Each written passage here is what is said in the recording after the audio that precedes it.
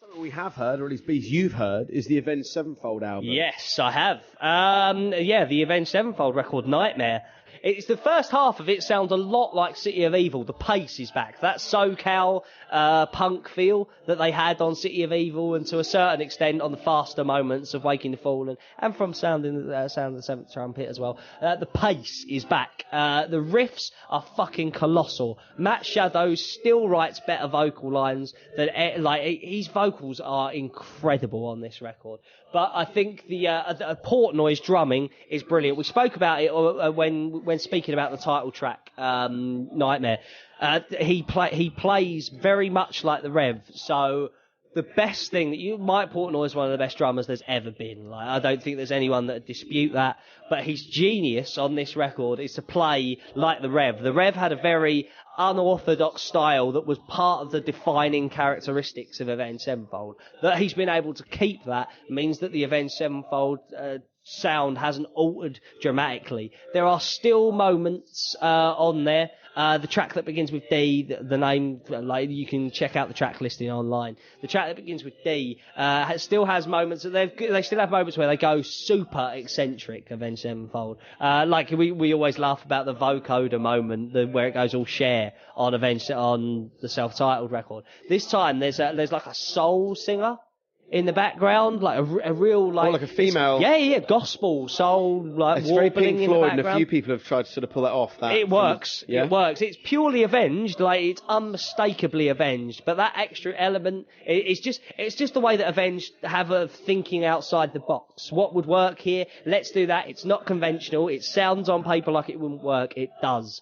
That everything, again, that they've tried their hand at Avenged, great. Please bear with me here, because I've heard this album, with an Avenged Sevenfold album, there's so much that goes on within a record, it's hard to all take in, but I've heard it once in a record company office, so please bear with me. There's a song on there called Danger Line that I think, Welcome to the Family, second track on it, it's got like, it's like Metallica being played at it's like Metallica being played by AFI.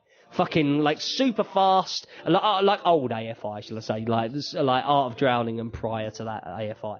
It's very fast. The riffing is, like, stadium-sized, like Metallica. It's got that chug and stomp just at fucking 3 times the pace.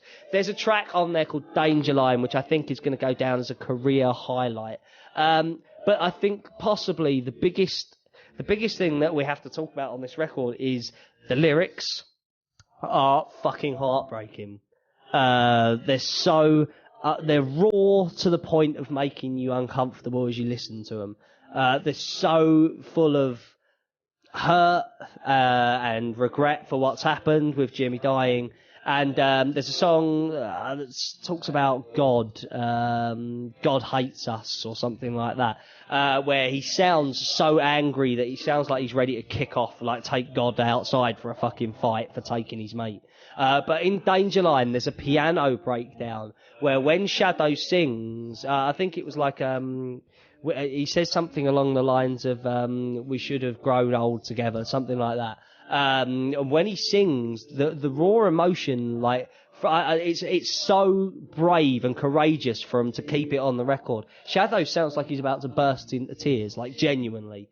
Like, not that it's got emotion in it. He sounds like a guy singing as he chokes back tears. And to put yourself out there, especially like a larger than life guy like Matt Shadows, someone that doesn't want to, like, kind of bare all, make himself vulnerable in any way at all. For him to lay it all on the line like that, I think is incredibly brave, incredibly courageous. It's something we should definitely applaud him for, because it makes him more human. I was going to say, this might sort of sound cynical as well as compassionate, but I like that, because I like the fact that there are certain records, especially particularly sort of 60s and early 70s records, where you are seeing into the person's life. I like, obviously, the reference, It's Not Blind, it's Daddy, isn't it? The Korn track. Yeah, Daddy, yeah, where he bursts into tears at the end of the track. As you say, it makes you feel genuinely uncomfortable, but It's about what the tune's about, and I think people Yeah. want to hear this. All the Avenged Sevenfold fans and people who have followed this, and people who are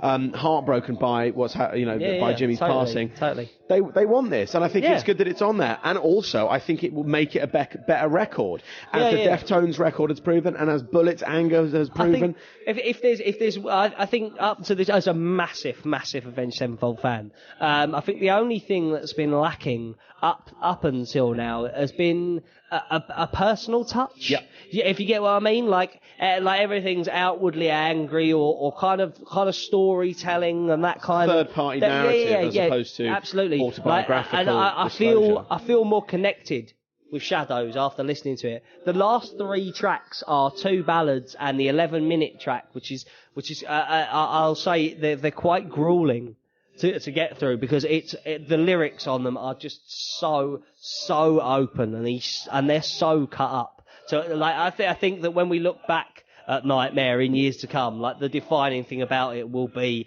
how much the band were grieving when they made it, because it's so apparent on the lyrics to this record. Yeah, we've the whole metal world has felt for them since they lost a guy that they grew up with, and I think I feel for them even more after hearing this record. It's heartbreaking, but the celebration of this record should be that it fucking rules. It's great. I love Avenged Sevenfold and I love this record. It's brilliant.